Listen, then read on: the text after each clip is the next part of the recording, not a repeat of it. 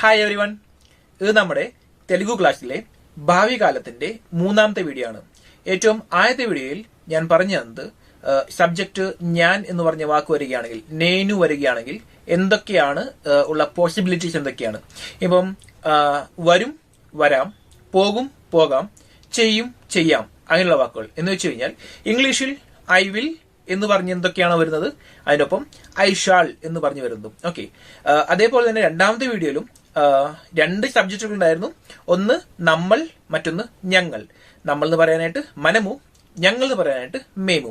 രണ്ടു വന്നാലും നേരത്തെ പറഞ്ഞ പോലെ തന്നെ, അതായത് വരും, വരാം, പോകും, പോകാം, ചെയ്യും, ചെയ്യാം. ഇതിൽ ഞങ്ങൾ എന്ന് പറഞ്ഞ ഒരു സബ്ജക്ട് വന്നാൽ മാത്രമേ ഈ വരാം, പോകാം, ചെയ്യാം അങ്ങനെയുള്ള വാക്കുകളൊക്കെ നമുക്ക് ഉപയോഗിക്കാൻ പറ്റുള്ളൂ. നമ്മൾ എന്ന് പറഞ്ഞ സബ്ജക്ട് വരികയാണെങ്കിൽ വരും, പോകും, ചെയ്യും അങ്ങനെയുള്ള വാക്കുകൾ മാത്രമേ നമുക്ക് ഉപയോഗിക്കാൻ പറ്റുള്ളൂ. ഓക്കെ, അപ്പൊ ഇന്ന് നമ്മൾ പഠിക്കാൻ പോകുന്നത് മൂന്നാമത്തെ ഒരു സബ്ജക്റ്റ് ആണ്. ഈ മൂന്നാമത്തെ സബ്ജക്ട് എന്ന് പറയുന്നത് നീ എന്ന് പറഞ്ഞ വാക്കാണ്. തെലുങ്കിൽ നുവ്വു എന്ന് പറയും. അപ്പൊ ഞാൻ മുൻപ് പറഞ്ഞിട്ടുള്ള പോലെ ഈ ഒരു സബ്ജക്ട് വരികയാണെങ്കിൽ, ഇത് മാത്രമല്ല ഇവിടുന്ന് അങ്ങോട്ട് എന്ത് സബ്ജക്ട് വന്നാലും നമുക്ക് വരാം, പോകാം, ചെയ്യാം എന്നും പറയാൻ പറ്റില്ല. കാരണം നീ ചെയ്യാം പറയില്ലല്ലോ, നിങ്ങൾ ചെയ്യാം എന്ന് പറയില്ലല്ലോ, താങ്കൾ ചെയ്യാം എന്ന് പറയില്ല, പിന്നെ അവൻ ചെയ്യാം, അവൾ ചെയ്യാം, അവർ ചെയ്യാം, അത് ചെയ്യാം, ഇത് ചെയ്യാം, ഇതൊന്നും പറയാൻ പറ്റില്ല. ആകെ പറയാൻ പറ്റുന്നത് നീ ചെയ്യാം എന്ന് പറഞ്ഞിരുന്നു എന്ന് വേണമെങ്കിൽ പറയാം. അതൊക്കെ എങ്ങനെയാണ് പറയുന്നത് ഞാൻ കുറച്ചുകൂടി കഴിഞ്ഞ് പറഞ്ഞുതരാം. അപ്പൊ നമ്മളിന്ന് പഠിക്കാൻ പോകുന്നത് തെലുങ്കിൽ ഭാവി കാലത്തിൽ സബ്ജക്ട് നീ ആണെങ്കിൽ, നുവ്വ് എന്ന് പറഞ്ഞ വാക്കാണെങ്കിൽ എങ്ങനെയാണ് സെന്റൻസ് ഉണ്ടാക്കുന്നതെന്നാണ്.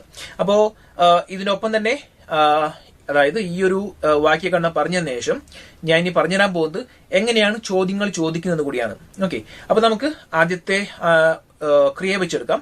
ആദ്യത്തെ ക്രിയ വാ, പോ എന്നൊക്കെ പറഞ്ഞുള്ള വാക്കുകളൊക്കെയാണല്ലോ. ഓക്കെ, അപ്പം മുൻപ് ഫോളോ ചെയ്ത അതേ മെത്തേഡ് തന്നെയാണ് നമ്മൾ ഫോളോ ചെയ്യുന്നത്. നീ വരും എന്ന് പറയുന്നത് എങ്ങനെയാണ്, നുവ്വു വസ്താവു. ഓക്കെ, നീ പോകുന്നു പറയുന്നത് നുവ്വു പോത്താവു, നുവ്വു വെൽത്താവു, നുവ്വു വെള്ളിപ്പോത്താവു. ഇത് മൂന്നിൽ ഏത് പറയലും കുഴപ്പമൊന്നുമില്ല. ഓക്കെ, അടുത്തത് നീ ചെയ്യും. നീ ചെയ്യുന്ന പറയാനായിട്ട് നുവ്വു ചേസ്താവു. നീ പറയും എന്ന് പറയാനായിട്ട് നുവ്വു ചെപ്താവു. നീ ചോദിക്കുന്നു പറയാനായിട്ട് നുവ്വു അടുത്താവു. നീ കേൾക്കും അല്ലെങ്കിൽ നീ ശ്രദ്ധിക്കുന്നു പറയാനായിട്ട് നുവ്വു വിൻടാവു.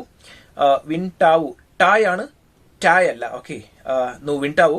പിന്നെ ടാ എന്ന് പറഞ്ഞ അക്ഷരമില്ല. ടാ എന്റെ അറിവിൽ നമുക്കറിയാവുന്ന ഭാഷകളിൽ നിന്ന് ഈ ടാ എന്ന് പറയുന്ന ആകെ രണ്ട് ഭാഷകളിലേ ഉള്ളൂ. ഒന്ന് മലയാളം, മറ്റൊന്ന് ഇംഗ്ലീഷ്. ഇംഗ്ലീഷിൽ നമ്മൾ ഈ ചായ ഒരു ഉദാഹരണത്തിന് ടീ എന്ന് നമ്മൾ പറയല്ലോ, ടീ. അത് ടീ അല്ല, ടീ ആണ്, ടീ. ഓക്കെ, ഇംഗ്ലീഷുകാരെ പുറപ്പെടാൻ അങ്ങനെയാണ് പറയുന്നത്, ടീ. അപ്പം മലയാളം ഇംഗ്ലീഷിൽ ടായ് ഉണ്ട്, പക്ഷേ കന്നഡ, തെലുഗു, തമിഴിൽ ടായ് ഉണ്ടോ? തമിഴിൽ വേണേൽ ടായ് ഉണ്ടെന്ന് പറയാം. നമ്മുടെ മലയാളത്തിൽ നിന്ന് തമിഴിലോട്ട് പോയിരിക്കുന്ന വാക്കുകളൊക്കെ അവർ പറയുന്ന നേരത്ത് അതിനകത്ത് ടാ ഉപയോഗിക്കാം. ഹിന്ദി, ബംഗാളി അതുപോലുള്ള കുറേയൊക്കെ ഭാഷകളിലൊന്നും ടാ എന്ന് പറഞ്ഞ വാക്കില്ല. അതുകൊണ്ട് തന്നെ കുറച്ച് ഓഫ് ദ ടോപ്പിക് ആണ്. ഞാൻ ഈ കന്നഡക്കാർക്ക് മലയാളം പറഞ്ഞു കൊടുക്കുന്ന വീട്ടിലൊക്കെ ചെയ്യുന്നുണ്ടല്ലോ. അപ്പം ലേൺ മലയാളം ത്രൂ കന്നഡ. അത് ചെയ്യുന്ന നേരത്ത് എന്തു പറ്റി എന്ന് ഞാൻ ഒരിക്കൽ സ്ക്രീനിൽ എഴുതി കാണിച്ച നേരത്ത് കന്നഡയിൽ ടാ എന്ന് പറഞ്ഞ വാക്കില്ലാത്തതുകൊണ്ട് ടി എന്നാണ് ഞാൻ എഴുതി തന്നത്.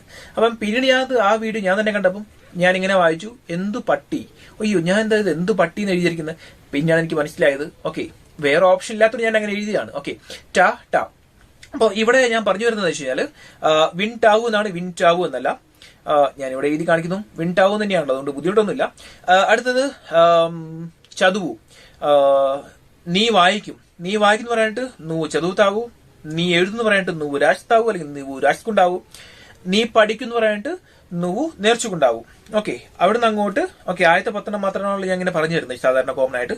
അതിനുശേഷം അവിടുന്ന് ഇവിടുന്നൊക്കെ കുറച്ചെണ്ണം, കാരണം എല്ലാം അതേ ഫോർമാറ്റ് തന്നെയാണ്. പക്ഷെ എനിക്ക് തോന്നുന്നു ഇന്ന് വീഡിയോ അധികം ലോങ് ആവില്ല, അതുകൊണ്ട് പറ്റാവുന്നതൊക്കെ പറഞ്ഞുതരാം.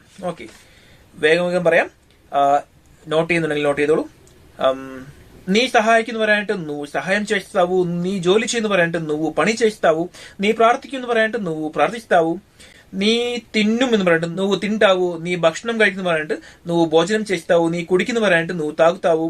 നീ കൊടുക്കും എന്ന് പറയാനും നീ തരുന്നു പറയാനായിട്ടും നുവ്വു ഇస్తావు. പിന്നെ നീ തുറക്കുന്നു പറയാനായിട്ട് നുവ്വു തീസ്താവു. നീ അടയ്ക്കുന്നു പറയാനായിട്ട് നുവ്വു മൂസ്താവു. ഓക്കെ, അവിടെ ഞാൻ കുറച്ച് വാക്കുകൾ സ്കിപ്പ് ചെയ്തിട്ടുണ്ട്. నువ్వు మాట్లాడతావు എന്ന് വെച്ച് കഴിഞ്ഞാൽ നീ സംസാരിക്കും. నువ్వు സ്നാനം చేస్తావు എന്ന് വെച്ചാൽ നീ കുളിക്കും. నువ్వు ఆటలాడతావు എന്ന് വെച്ചാൽ നീ കളിക്കും. പിന്നെ ഓക്കെ, നീ പാചകം ചെയ്യുന്ന പറഞ്ഞിട്ട് నువ్వు వంట చేస్తావు. నువ్వు పాడుతావు എന്ന് വെച്ച് കഴിഞ്ഞാൽ നീ പാടും. నువ్వు చూస్తావు എന്ന് വെച്ചാൽ നീ നോക്കും. నువ్వు కొడతావు എന്ന് വെച്ചാൽ നീ അടിക്കും. నువ్వు పిలుస్తావు എന്ന് വെച്ച് കഴിഞ്ഞാൽ നീ വിളിക്കും. నువ్వు దిగుతావు എന്ന് വെച്ച് കഴിഞ്ഞാൽ നീ ഇറങ്ങും എന്ന് വെച്ചാൽ കയറിയ ശേഷം ഇറങ്ങുക. ഓക്കെ, പിന്നെന്താണ് കുറച്ച് വ്യത്യസ്തമായ വാക്കുകൾ ഞാൻ പറയുന്നത് മെയിനായിട്ട്. ഓക്കെ, నువ్వు చేపిస్తావు എന്ന് വെച്ചാൽ നീ ചെയ്യിക്കും. నువ్వు నేర్పిస్తావు എന്ന് വെച്ചാൽ നീ പഠിപ്പിക്കും. నువ్వు పంపిస్తావు എന്ന് വെച്ചാൽ നീ അയക്കും. ഓക്കെ, നേർപ്പിച്ചു, പമ്പിച്ചു, ചേപ്പിഞ്ചു, നേർപ്പിഞ്ചു, പമ്പിഞ്ചു എല്ലാം അവസാനിക്കുന്നത് ഇൻ ചു എന്നാണെങ്കിലും നമ്മൾ ഈ ഭാവി കാലത്തിലും വർത്തമാന കാലത്തിലും വാക്കുകൾ ഉണ്ടാക്കുന്ന നേരത്ത് ഇൻ ചു എന്നും പറയത്തില്ല. അവിടെ സ്ത എന്ന് പറഞ്ഞത് വരും. അതായത് ചേപ്പിസ്താവു, നേർപ്പിസ്താവു, പമ്പിസ്താവു. ഓക്കെ, അപ്പൊ അത്രയും മതി. അപ്പം ഇങ്ങനെയാണ് തെലുങ്കിൽ ഭാവി കാലത്തിൽ സബ്ജക്ട് നീ എന്ന് പറഞ്ഞ വാക്ക് నువ్వు വരികയാണെങ്കിൽ സെന്റൻസുകൾ ഉണ്ടാക്കുന്നത്. അടുത്തത് ഇതിന്റെ ചോദ്യമാണ്. ഓക്കെ, ചോദ്യം ഉണ്ടാക്കുന്നത് വളരെ എളുപ്പമാണ്. ഞാൻ കഴിഞ്ഞ ആദ്യത്തെ 2 സബ്ജക്റ്റുകൾ പറഞ്ഞ നേരത്ത്, അതായത് നേനു 3 പറഞ്ഞ നേരത്ത്, നേനു, മേമു, മനമു ഇത് പറഞ്ഞ നേരത്ത് ചോദ്യങ്ങൾ ഉണ്ടാക്കാൻ ഞാൻ പറഞ്ഞു തന്നില്ല. മനഃപൂർവ്വമാണ്. കാരണം വർത്തമാനകാലം പറഞ്ഞു തന്ന ടൈമിൽ ഞാൻ എല്ലാത്തിലും ചോദ്യങ്ങളൊക്കെ പറഞ്ഞു തന്നിരുന്നു. പക്ഷെ ഒന്നും ലോജിക്കലായിട്ട് നമുക്ക് ഉപയോഗിക്കാൻ പറ്റില്ല. ഇപ്പോ ഞാൻ ഭക്ഷണം കഴിച്ചുകൊണ്ടിരിക്കുകയാണ്. ഓക്കെ, അങ്ങനെ ഒരു സെന്റൻസ് ആണെന്ന് വിചാരിക്കുക. വർത്തമാനകാലം പറഞ്ഞുകൊണ്ടിരിക്കുന്നത്. ഇനി ഞാൻ ഭക്ഷണം കഴിച്ചുകൊണ്ടിരിക്കുകയാണോ എന്ന് നമ്മൾ ഒരിക്കലും ചോദിക്കില്ല. കാരണം എനിക്കറിയാം ഞാൻ ഭക്ഷണം കഴിച്ചുകൊണ്ടിരിക്കുകയാണെന്ന്. അൺലെസ് എന്റെ ബോധം പോയി ഞാനിപ്പോ ഭക്ഷണം കഴിച്ചുകൊണ്ടിരിക്കുകയാണ്, പക്ഷെ എന്റെ തല വേറെ എവിടെയാണ്. അപ്പൊ ഞാൻ ചോദിക്കുകയാണ് ആൾക്കാരോട്, ഞാൻ ഭക്ഷണം കഴിച്ചുകൊണ്ടിരിക്കുകയാണോ? പക്ഷെ അതും ലോജിക്കലി ശരിയല്ലല്ലോ. അപ്പം അതുകൊണ്ടാണ് ഞാൻ ആദ്യത്തെ ഈ 3 സബ്ജക്റ്റുകൾ, അതായത് ഞാൻ, നമ്മൾ, ഞങ്ങൾ ഇങ്ങനെയുള്ള സബ്ജക്റ്റുകൾ വരുന്ന നേരത്ത് സെന്റൻസുകൾ മാത്രം പറഞ്ഞു തന്നുള്ളൂ. അതായത് പ്ലെയിൻ സ്റ്റേറ്റ്മെന്റ്സ് എന്താണ് അതിന് പറയുന്നത്, അസർട്ടീവ് സ്റ്റേറ്റ്മെന്റ് അല്ലെങ്കിൽ ഡിക്ലറേറ്റീവ് സ്റ്റേറ്റ്മെന്റ് എന്നൊക്കെ പറയുമല്ലോ, അങ്ങനെയുള്ള കാര്യങ്ങൾ ഞാൻ പറഞ്ഞു തന്നുള്ളൂ. അതല്ലാതെ ചോദ്യങ്ങൾ ചോദിക്കും ഞാൻ പറഞ്ഞു തന്നില്ല. പക്ഷെ ഇവിടെ നീ എന്ന് പറയുന്ന നേരത്ത് ശരിക്കും നീ പോകും, നീ ചോദിക്കും, നീ കേൾക്കും, നീ വായിക്കും എന്നൊന്നും നമ്മളധികം ഉപയോഗിക്കാറില്ല.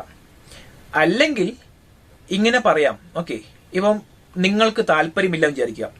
ഒരു ഉദാഹരണത്തിന്, നിങ്ങൾക്ക് കേൾക്കാൻ താല്പര്യമില്ല, ഞാൻ പറഞ്ഞുകൊണ്ടിരിക്കുന്നത് നിങ്ങൾക്ക് കേൾക്കാൻ താല്പര്യമില്ല, അല്ലെങ്കിൽ ഞാൻ പറയുന്നത് നിങ്ങൾ കേൾക്കുന്നില്ല.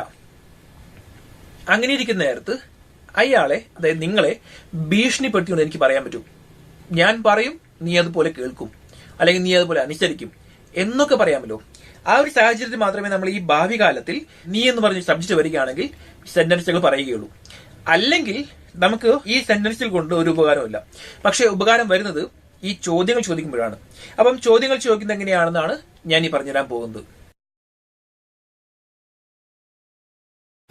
അപ്പൊ ഞാൻ പറഞ്ഞതുപോലെ ചോദ്യങ്ങൾ ചോദിക്കുന്നത് വളരെ എളുപ്പമാണ്. കാരണം నువ్వు వస్తావు എന്ന് വെച്ച് കഴിഞ്ഞാൽ നീ വരും, నువ్వు పోతావు എന്ന് വെച്ച് കഴിഞ്ഞാൽ നീ പോവും, నువ్వు వెళ్తావు എന്ന് വെച്ച് കഴിഞ്ഞാൽ നീ പോകും, నువ్వు వెళ్ళిపోతావు എന്ന് വെച്ച് കഴിഞ്ഞാൽ നീ പോകും. എല്ലാം അവസാനിക്കുന്നത് വു എന്ന് പറഞ്ഞ ഒരു അക്ഷരത്തിലാണ്. കാരണം സബ്ജക്ട് വുവിലാണ് അവസാനിക്കുന്നത്, నువ్వు. അതുകൊണ്ട് തന്നെ വാ എന്നാക്കി കഴിഞ്ഞാൽ അതിന്റെ ചോദ്യമായി. ചുമ്മാ വാ എന്നല്ല.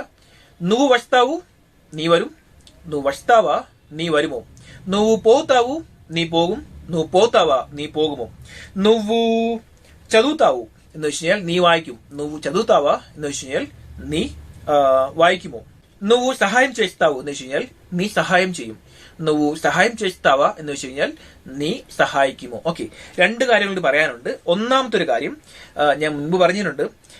ഈ ഭാവി കാലത്തിൽ അല്ലെങ്കിൽ വർത്തമാന കാലത്തിൽ അല്ലെങ്കിൽ ഭൂതകാലത്തിൽ ഏത് കാലത്തിലാണെങ്കിലും നമ്മൾ ഈ സെന്റൻസ് പറയുന്ന നേരത്ത് എപ്പോഴും സബ്ജക്റ്റിന് എടുത്ത് പറയണമെന്നില്ല.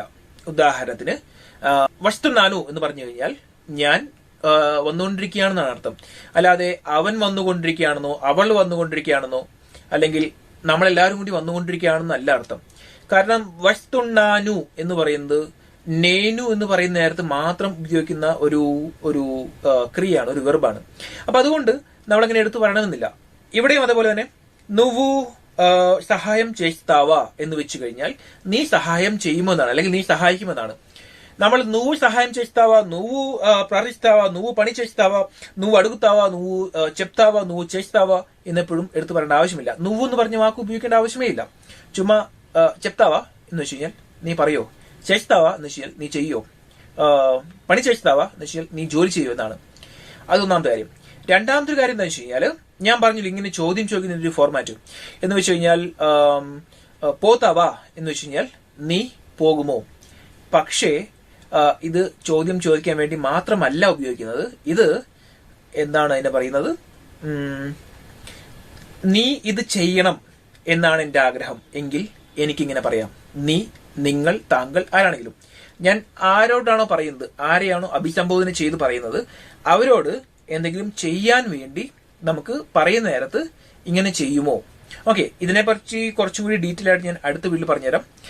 അടുത്ത വീഡിയോയിൽ ചെറിയൊരു മൂവി ക്ലിപ്പിംഗ് കൂടി എടുത്തിട്ട് നമ്മൾ മുൻപ് ചെയ്ത പോലെ ചെറിയൊരു മൂവിയുടെ ക്ലിപ്പിംഗ് എടുത്ത് അതിനെ എക്സ്പ്ലെയിൻ ചെയ്ത് അതെന്തുകൊണ്ടാണ് അങ്ങനെ വന്നത്, അതിന്റെ ഫോർമാറ്റ് എങ്ങനെയാണ്, അതിന്റെ ഗ്രാമാറ്റിക്കൽ ഫോർമുലേഷൻ എങ്ങനെയാണ് എന്നൊക്കെ പറഞ്ഞ് ഞാൻ പറഞ്ഞുതരാം.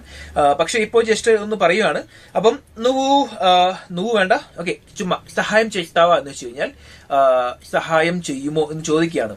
പക്ഷേ ഇതിന്റെ അർത്ഥം ചുമ്മാ സഹായം ചെയ്യുമോ എന്ന് മാത്രമല്ല, നമ്മൾ പറയാണ് സഹായം ചെയ്യോ, പ്ലീസ് സഹായം ചെയ്യണേ എന്ന് പറയാൻ കൂടി സഹായം ചെയ്താവാ എന്ന് പറയും. ഈ സഹായം ചെയ്യൂ എന്ന് പറഞ്ഞ ക്രിയ മാത്രമല്ല, ഏത് ക്രിയ എടുത്താലും നമ്മൾക്ക് എന്തെങ്കിലും ആരോടും പറയാൻ ആഗ്രഹമുണ്ടെങ്കിൽ അതൊരു ചോദ്യമായിട്ടും ചോദിക്കാം. ഓക്കെ, ഇപ്പം നീ ഇതെനിക്ക് ചെയ്തു തരണം എന്ന് നമുക്ക് പറയാനായിട്ട് ഇംഗ്ലീഷിൽ please do it for me എന്ന് വേണം നമുക്ക് പറയാം. അല്ലെങ്കിൽ നമുക്ക് പറയാമല്ലോ could you do it for me. ഈ could you do it, can you do it, അല്ലെങ്കിൽ would you do it, would you mind doing it എന്നൊക്കെ ചോദിച്ചു കഴിഞ്ഞാൽ ശരിക്കും നിങ്ങൾ ചെയ്യുമോ എന്നല്ല, നിങ്ങൾ ഇതെനിക്ക് ഉറപ്പായിട്ടും ചെയ്തു തരണം, ഞാൻ കാല് പിടിക്കുകയാണ്, ദയവ് ചെയ്തു തരണം എന്നാണ് അതിന്റെ അർത്ഥം. അതേപോലെ തന്നെയാണ് ഈ തെലുങ്കിലും. നമ്മൾ മലയാളത്തിൽ അങ്ങനെ ഒരു പദപ്രയോഗം ഉണ്ടോ എന്ന് ചോദിച്ചു കഴിഞ്ഞാൽ that depends on the personality of each one. Okay, അപ്പം ഇന്ന് നമ്മൾ പഠിച്ച കാര്യങ്ങൾ ഇത്രയാണ്. തെലുങ്കിലെ ഭാവി കാലത്തിൽ నువ్వు എന്ന് പറഞ്ഞ സബ്ജക്ട് വരികയാണെങ്കിൽ, നീ എന്ന് പറഞ്ഞ സബ്ജക്ട് വരികയാണെങ്കിൽ എങ്ങനെയാണ് സെന്റൻസ് ഉണ്ടാക്കുന്നത്, അതിന്റെ ഒപ്പം തന്നെ എങ്ങനെയാണ് ചോദ്യങ്ങൾ ചോദിക്കുന്നത്, പിന്നെ അതിന്റെ ഒപ്പം കുറച്ച് ടിപ്പും കൂടി പറഞ്ഞു തന്നു. നിങ്ങൾക്ക് ഈ വീഡിയോ ഇഷ്ടപ്പെട്ടെന്നും ഉപകാരപ്പെട്ടെന്നും കരുതുന്നു. കൂടുതൽ ഉപകാരപ്രദമായ ടിപ്പുകളുമായി കാണുന്നവരെ ബൈ.